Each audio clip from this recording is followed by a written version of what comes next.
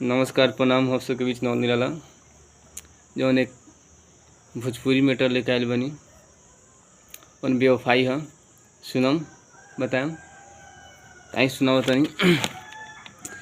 आज मटकोरा हवे काल है बाराते, हमारा के छोड़ जैबू पियावा के साथे।